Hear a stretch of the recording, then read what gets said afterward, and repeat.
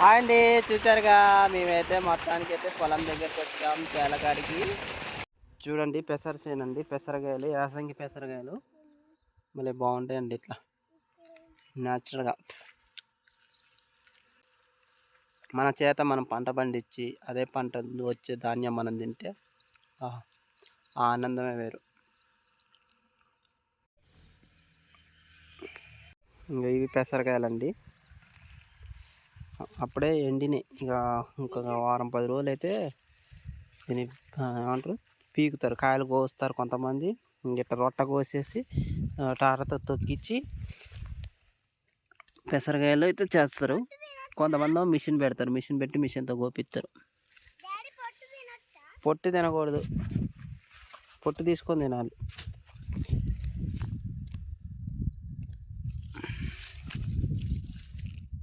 పెసరకాయలు ఇవి.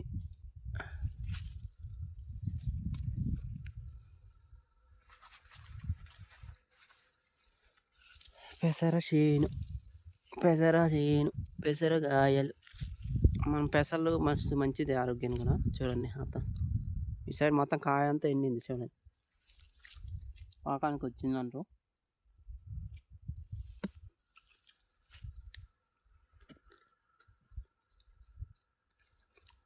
వీళ్ళు ఏం చేశారంటే అంతర పంట వేసారండి. ఆల్రెడీ ఇంతకుముందు వరేసారు, వరి తీసేసి మళ్ళీ దున్ని పెసలు చల్లారు.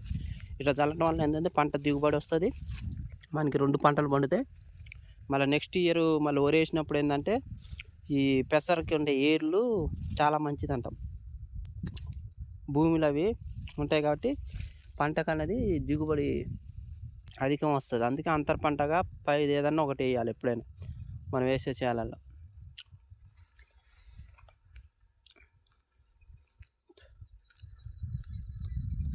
ఇది అటం వరేసారు యాసంగి. ఇంకా ఆయనే వస్తుంది చూడండి, ఆయనే వాళ్ళది పొలం.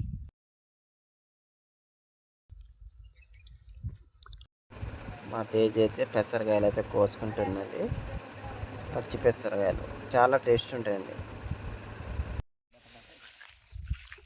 వెంకటయ్య గారండి మొక్కజొన్న. ఇంతకుముందు మీకు పెసర చేయనప్పుడు చూపెట్టాను, ఇప్పుడు మళ్ళీ మొక్కజొన్న వేశారు. అటు సైడ్ వరి పొలం, ఇటు సైడ్ మొక్కజొన్న.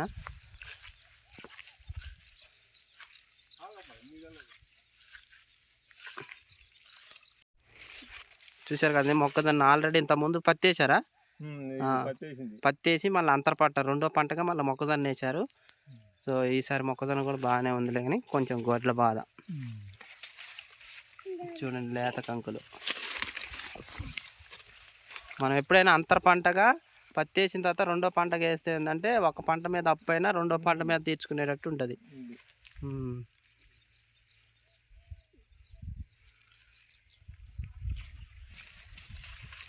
అందరికీ నమస్కారం, welcome to VS family vlog. So first time మా ఛానల్ చూస్తున్నట్టయితే లైక్ చేయండి, షేర్ చేయండి, సబ్స్క్రైబ్ చేయండి. సో చాలామంది రైతులు ఒకటే పంట వేస్తారు. మా కాడ తెలిసిన వాళ్ళైతే ఇక 2 పంట వేసారు. ఆల్రెడీ ఇంతకుముందు పత్తి వేసారు, పత్తి తీసేసి మళ్ళీ మొక్కజొన్న వేసారు. మొక్కజొన్న కూడా కొంచెం పర్లేదు, మంచిగానే వచ్చింది. సో ఒక పంట మీద మనం లాస్ పోయినా 2వ పంట మీద లాస్ అనేది తీర్చుకోవచ్చు రైతు అన్నలు. సో అంతర పంటకి అయితే మనం పత్తి, మొక్కజొన్న, పెసర, బొబ్బెలు లాంటివి వేసుకుంటే ఏమైందంటే మనకి ఒక పంట మీద దిగుబడి లేకపోయినా ఇంకో పంట మీద దిగుబడి అనేది వస్తుంది అన్నమాట.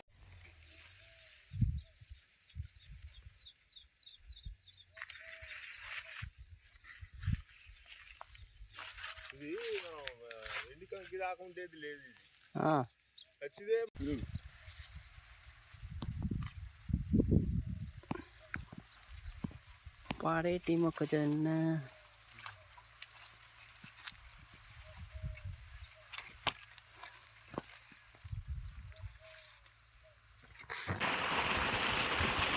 భలే ఉంటుంది. ఇట్లా చేను కాడికి వచ్చి సరదాగా ఉంటుంది.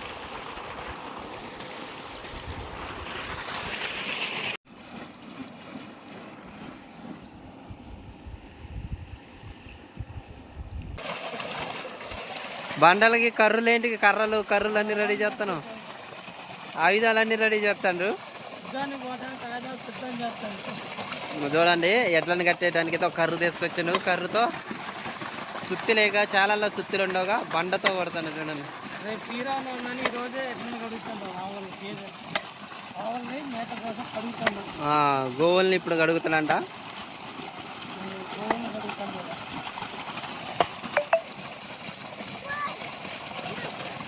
జారిపోతుంది.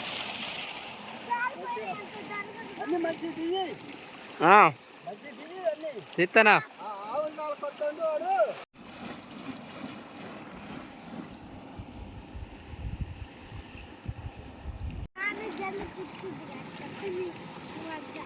అండి, చూశారు కదండి. మనం ఇప్పుడు ప్రతి సంవత్సరం పొలం చేయాలంటే అప్పట్లో వ్యవసాయం ఎడ్లతోని ఆవులతోని చేసేవారు, దున్నలతోని. సో ఇప్పుడైతే ఆల్రెడీ వేసవి పొలం వేశారు. ఇప్పుడు యంత్రాలు వచ్చినాయి అన్నీ, ట్రాక్టర్లు కనుక.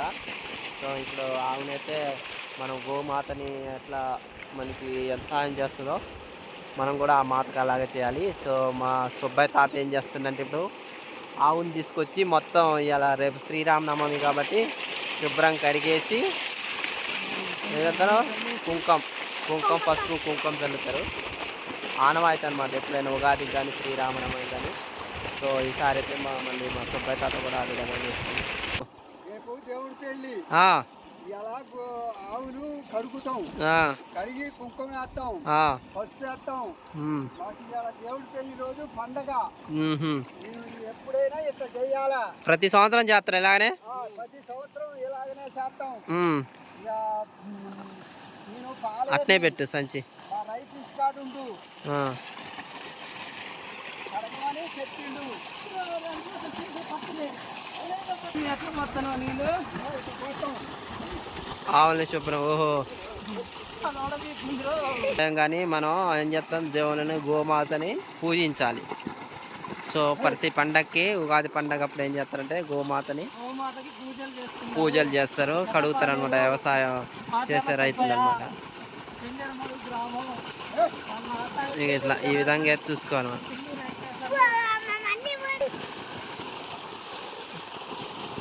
ప్రతి సంవత్సరం దసరాకి పండగకి ఏం చేస్తారంటే గోవులను శుభ్రంగా కడిగి కుంకుమ పసుపు వేసి పూజలు చేస్తారనమాట గోవులకి. ఇప్పుడు మా సుబ్బయ్య తాత చేస్తుండే.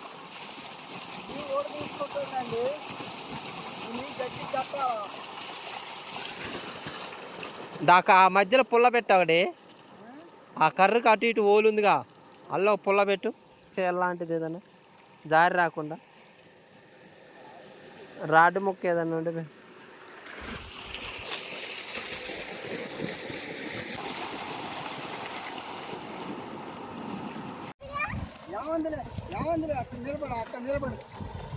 తన్ని ఇద్దా దూరం దా ఇగరా ఇరా.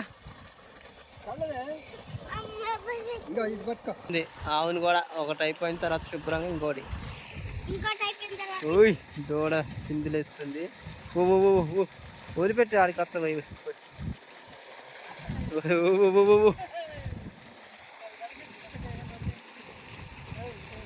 చూసారు కదా, ఒకటైతే అయిపోయింది, ఇంకోటి ఆడింది ఆవు.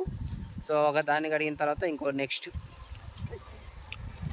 వ్యవసాయం చేసే రైతన్న ఇక ప్రతి సంవత్సరం ఇక ఆ గోవులను అయితే ఈ విధంగా అయితే మనం పూజిస్తాం, గో పూజ చేస్తారనమాట. వంకాయలు, మా చెట్టు వంకాయలండి, చిన్న.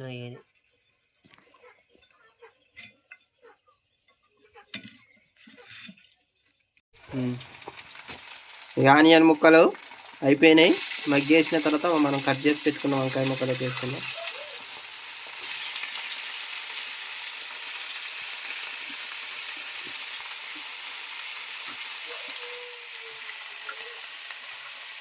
వంకాయలు ఎక్కువసేపు ఉంచితే గండ్ర ఎక్కుతాయి అని అంటారు. ఎందుకని అసలు వంకాయలు కూరగాయలలో ఇది ఒక్కటే తొందరగా చేయాలి, ఫాస్ట్ కోసేసిన వెంటనే. వంకాయలు ఎక్కువసేపు ఉంచితే గండ్ర ఎక్కుతాయి. వస్తాను తిప్పు ఒకసారి అవుతుందా, సిమ్లో పెట్టుకొని ఎగరేసుకోవాలి. ఎగరేసుకుంటే ఏమైందంటే వంకాయలు చితక్కున్నట్టు ఏ ముక్క ఆ ముక్క ఉంటుంది. ఇట్లా కొంచెం మూత వేయొద్దు, మూత వేయకుండా మగ్గించుకోవాలి. మగ్గించుకున్న తర్వాత మిగతా ఉప్పు కారం పసుపు వేసుకున్నాం. ఒక 5 నిమిషాలు. చూసారు కదండి, ఇక వంకాయ ముక్కలు అయితే కొంచెం వరకైతే మగ్గినాయి చూడండి. మనం ఇప్పుడు కొంచెం పసుపు ఉప్పు యాడ్ చేసుకుందాం. ఇప్పుడైతే కొంచెం పసుపు అయితే యాడ్ చేసుకోవాలి.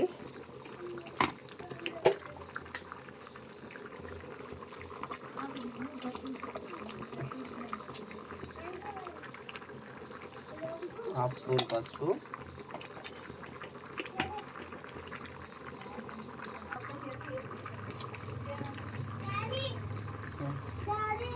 ఉప్పు,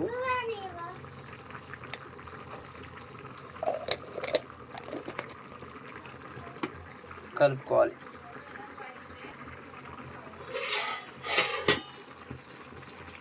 ఒకసారి కలుపు, మరి చిత్తర అవుతూ ఉంటుంది.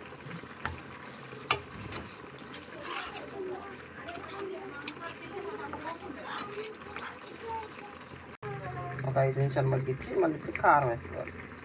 కారం తేజ కారం, నార్మల్ కారం ఇది స్పూన్ వేస్తానా, స్పూన్ కారం వేసినట్టే కారం ఎక్కువ ఉంటుంది ఇది.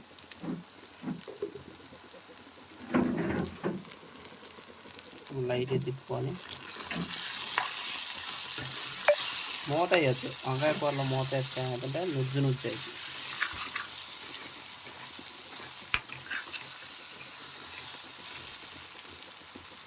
కొంచెం అయితే అల్లం పేస్ట్ అయితే యాడ్ చేసుకున్నాం. అల్లం పేస్ట్ యాడ్ చేసుకొని కొంచెం మగ్గించిన తర్వాత దింపేసుకుంటే మనకు కావాల్సిన వంకాయ కూర అయితే రెడీ అయిపోతుంది. 2 మినిట్స్ మగ్గించుకోవాలి.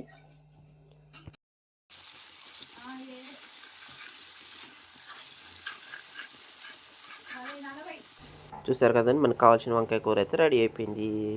టేస్టీ ఎమ్మి కదా వంకాయ కూర. ఏ ముక్క కా ముక్క ఉంది చూడండి.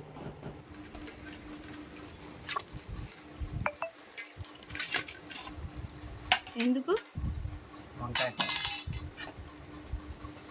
నేను తిన్నట్టు ఎంగిలి. అండి చూసారుగా, మొత్తానికి అయితే వంకాయ చూడండి, వంకాయ కూర అయితే రెడీ అయిపోయింది. చూడండి అన్నం కొత్త బియ్యం చూడండి ఎట్ట అయిందో. పాయసం వండినట్టుంది, మస్తు ఉంటుంది. అయితే పచ్చి పులుసు కానీ సాంబార్ కానీ ఇందులో ఉంటే చార్లతో కొత్త బియ్యం మస్తు తింటానికి తింటుంది.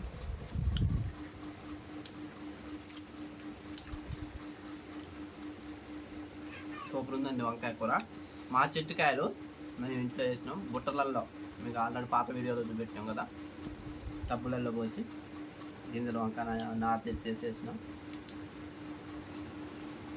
ఏ ముక్క ఆ ముక్క ఉంది. ఎట్లా ఉండాలి వంకాయ కూర, మూత వేయకుండా వండాలి. ఎప్పుడైనా మూత అయితే గుజ్జు అయిపోద్ది. ఫోటో రావట్లే. సూపర్ ఉంది. సో మీరు కూడా ఇంటికాడ ఇలా ప్రిపేర్ చేసుకోండి, చాలా టేస్టీ ఉంటుంది. BS family vlogs. Thank you so much. ఎలా ఉంది అది కూర? బాగుందా? ఇప్పుడే పూజ అయిపోయింది మా అమ్మాయిది. సో చూసారు కదండి, మొత్తానికైతే ఈరోజు మేము చేసిన వంట. సో ఫస్ట్ టైం మా ఛానల్ చూస్తున్నట్టయితే లైక్ చేయండి, షేర్ చేయండి, సబ్స్క్రైబ్ చేయండి. VS family vlogs. Thank you so much.